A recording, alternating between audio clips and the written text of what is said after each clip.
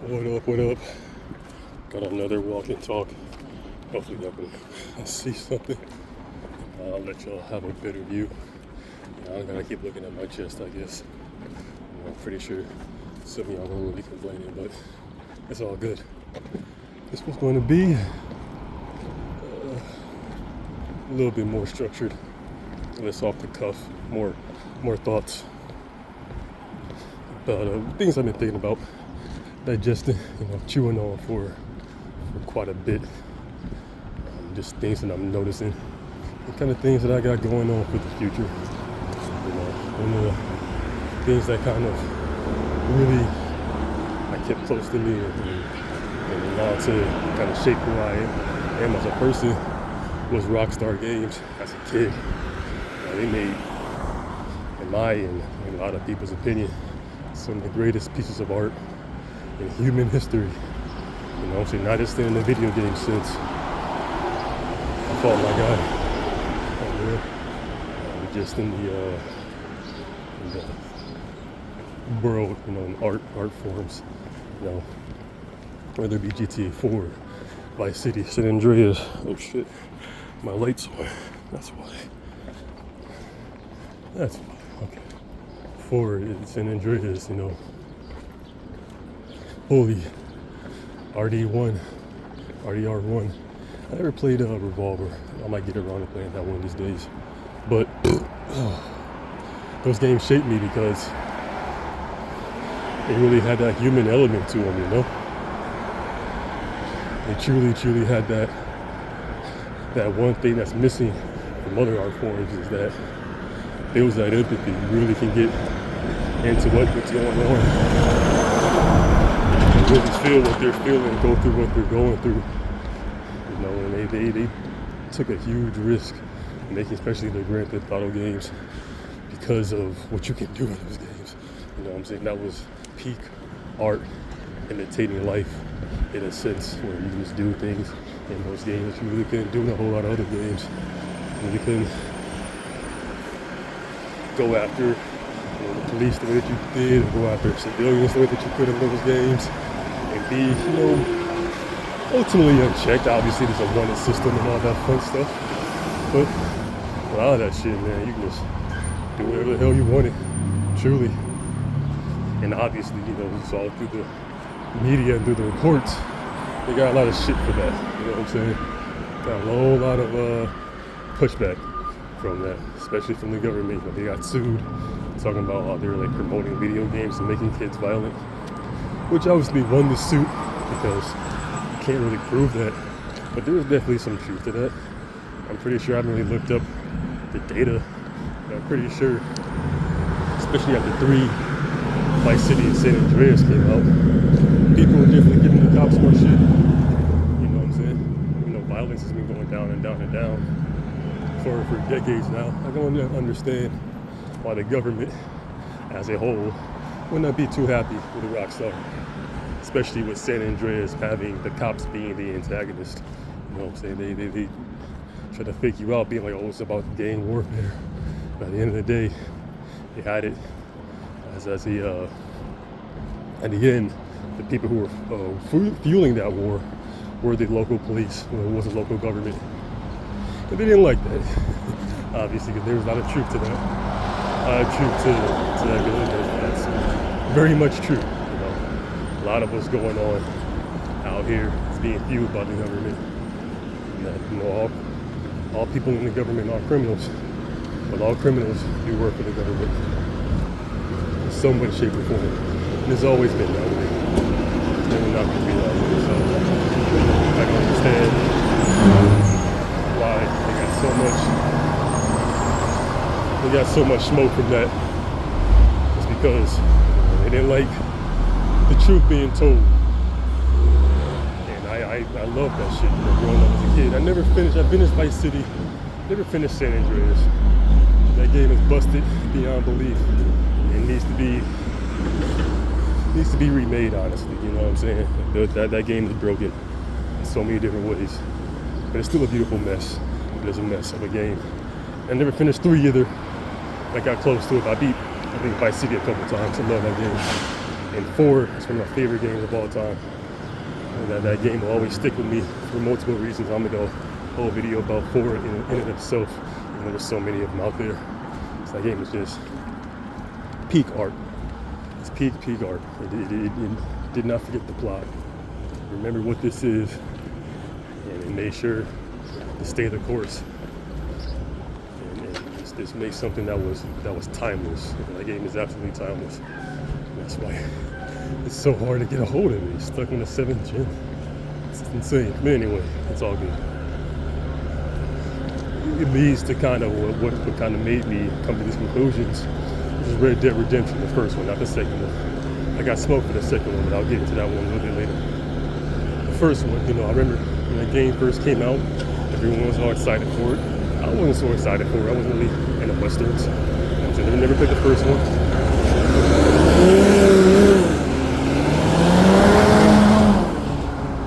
Rockstar had the reputation for what they were. They were just making banger after banger after banger. That was when they had that unbreakable, ridiculous streak that they were on, making all these great games. I forgot to put Bully in there. Bully was a great one. They even had that table tennis, that paintball game. I never played that one. That one was pretty fun.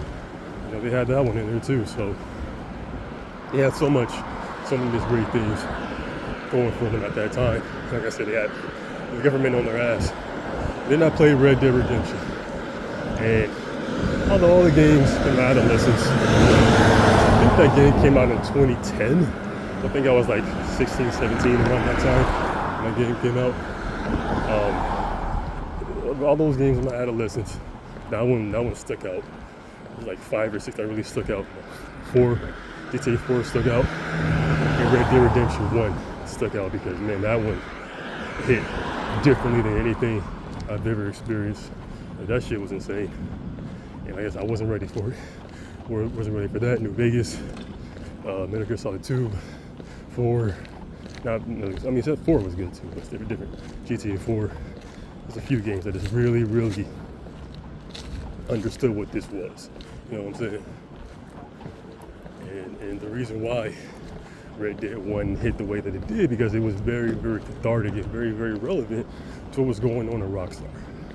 Now, what I'm going to be saying now, I don't have the whole details. It's just kind of my perspective, information that I have. And I don't want to get too autistic about the weeds of what really went down over in Rockstar Games and why it became what it is now. But simply, you know, Red Dead Redemption is a story about a man who was trying to get back his family, who was been essentially kidnapped by the government because he was part of a gang. I think of thieves, robbers, you know, a bunch of cowboys doing cowboy shit, you know, spaghetti western shit. Not that real cowboy shit, that Hollywood cowboy shit, but you know what I'm talking about. And yeah, you know, it was like the early 1900s. And they were ushering in the new world, ushering in this new civilization for you know, civilized people, not for us animals or savages, but for those civilized folk. And they were ushering that in, and they had no use for the cowboys. So it was up to John to go rustle up his old gang members, bring them in dead or alive. And from doing that, he'll get his family back, essentially. That's what the government said. Now, obviously, John didn't really have much of a choice, you know what I'm saying? Being who he is, knowing what he did and all that fun stuff, that was kind of like, you know, hey, gotta do what I gotta do. It's not like I fuck with these guys anymore anyway. Just left me for dead, even though that's what cowboys do. Or whatever, you know, feel a certain way about that. And spend the whole game getting those guys back. And trying to get your family back. And all throughout the game is telling you, sometimes very heavy-handedly, sometimes very subtly, that you cannot change who you are. You are who you are. You can't run from that. You can't just put on a new costume. You can't change your location. You can change your name. You can expect who you've been this entire time to just disappear. Now that's the main piece of this pie of Red Dead Redemption 1. Now, people are telling you that heavy-handedly. I forgot the name of the cowboy in Mexico that you meet. He tells John that. Dutch, at the end of the game, he tells you that. And I know the second game they try to slander the entire series in the second game. But in the second game, they try to make Dutch seem crazy and out of touch with reality, which he was not in the first game. He was very, very sane. He was very wise. He knew what he was doing. He knew what he was saying. And he gave John some of the best advice he could have ever given him. He's probably always been good to John. John just being a crybaby, honestly. He kind of is a crybaby. But yeah, he was telling them you can't change who you are. You can't run from who you are. Nothing that happened was always supposed to happen. You know what I'm saying? This world is changing and it's leaving us behind. But we are who we are, you know, essentially. And John's not listening to it, not hearing them consciously. Subconsciously he gets it. But consciously he's like, no, you're wrong, you're bad people. You're coming with me, whatever. Doing the whole John Marston shtick. And you know, Dutch ends up taking his life. So obviously that's the way to go out. When you're a cowboy, you're trying to get captured, go with the government, because they're just gonna take you out themselves. So it was this constant reiteration of you can't change who you are. Other people were saying this subconsciously, subtly, constant signs of that, you know what I'm saying? And you even had death kind of following him everywhere, kind of telling him that this is what this is, and him just not accepting it, him just kind of fighting it, and him knowing what this is, you know what I'm saying? Like, this is what this is. People keep trying to tell you, you're not listening. A lot of people don't want to listen to the signs of what's truly going on, what's truly happening, and not fully accepting what things actually are. But that was John's whole journey throughout the game, and obviously, you know, play the entire game, play it to the end. You see, you know, he rounds up everybody. The government gives him his family back. You get some missions where you're on your ranch, doing rancher shit, you know, getting all the livestock corralled up and spending time with your son and having your wife nag at you. You know, living the American dream. And then one day he sees a whole bunch of lawmen in the distance coming after him. And he knows what it is, right? There's no, like I said, we don't say in a few videos, we don't communicate through words. We communicate through energy, and they were throwing that energy at him because that was what that was. You know what I'm saying? It was always like that. People were trying to remind him of how the world truly is. And he didn't want to listen. He's a very, very stubborn person. And, but when that happened, he didn't know what to do. He knew how to carry himself. He got his family out of there, and he accepted what it was. He accepted that they were just getting him to do their dirty work. And once he did it all, they're going to take him out. And that's what they did. That's what they were supposed to do. You know what I'm saying? That's what that dude is. You know what I'm saying? He didn't want to see that, oh, wait, this is who I am. I'm just doing it for different people every single time. But he eventually, like I said, subconsciously understood what the assignment was and got everything kind of set up, because in the epilogue, Jack, his son, goes off and takes out the lawman who took out his dad.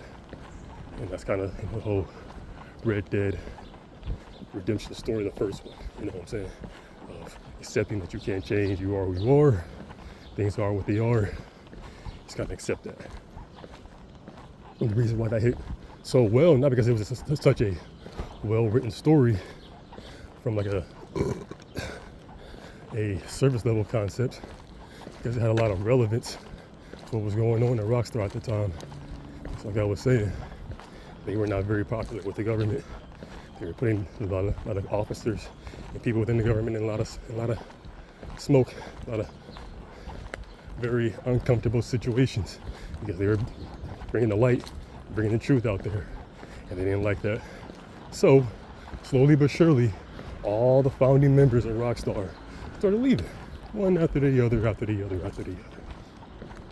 It was crazy.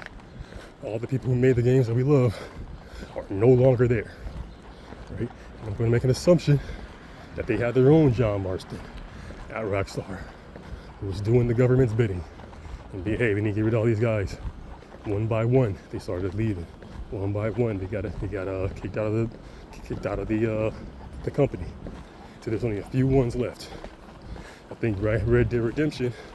I think it's one of the Hauser brothers. I think one of them was the one doing it. I'm just making assumptions. Like I said, I don't have all the information.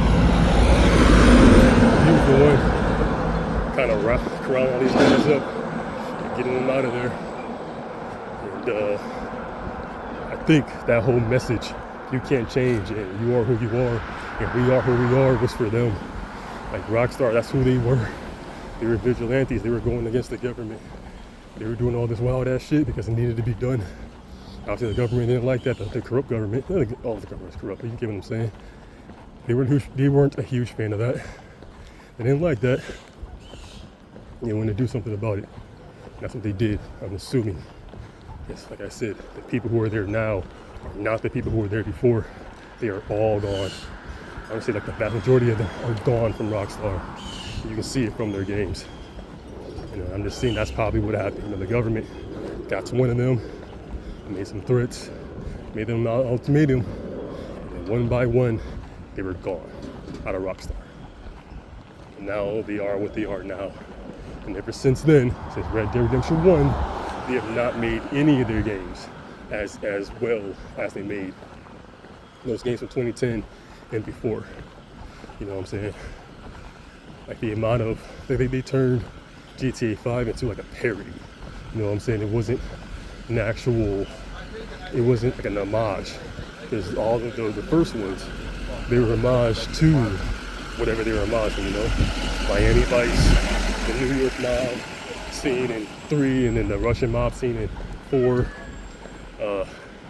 The gangster West Coast, gangster rap and gang warfare in the 90s in San Andreas, you know what I'm saying? Bully with adolescent bullying. And Red Dead Redemption, with the spaghetti western shit. That's what all that was. It was homages, they weren't parodies. Yes, they had very wacky and zany characters. They were saying a lot of off-the-wall shit. There was parody in there, but it was not a parody. They were very games that had a very serious message to tell people. Like I said, the government did not like that. And ever since then, they've been making nothing but parodies. Like 5 is nothing but a parody, mainly of 4. Like I say, like 4 is one of the best pieces of art ever made, and they just spent the entire game taking shots at it. At Nico, at Johnny, Valor Gay Tony. So many characters from 4 were in 5 for whatever reason. A lot of them died, or they were destituted. They weren't doing too well. You know what I'm saying? Because like I said, they didn't like the 4 really took it to that step, next level, being like the organized crime is being committed a lot of times aided by the government. That's a lot of the message of 4 was. It was like I said, it was the same in 3. Sorry, in San Andreas. Probably was a decent amount of it in 3 in Vice City 2. But that was a huge thing in 4. Was the government. How they have a huge part of organized crime. And yeah, that's the reason why ever since Red Dead 1, the people who were working at Rockstar don't work there anymore. And 5 was just a huge psyop that was going against 4. It's a very soulless game compared to 4. Red Dead Redemption 2 is just a giant, shiny piece of tech demo that forgot the message of 1. Can't change who you are, you know what I'm saying? They completely dropped the ball in that regard. They know they did. It's all good. Like I said, I'll make a video on Red Dead 2 on why I got so much smoke for that game. I appreciate it. I mean, it's cool. It's a fun game, but nothing but a shiny little tech demo. 4.6, which is also a massive psyop. And whoever's running Rockstar now is systematically trying to kill what Rockstar was. And that's kind of what I want to do, is rebuild where Rockstar is and take off where they left off, of exposing this corrupt ass government that's doing so much of the fuck shit happening right now in our world. So that's kind of why I hold those games and that studio in such high esteem, is because they remember what the plot was, and they went against the people who were really trying to harm people. And yeah, I'm gonna keep that going.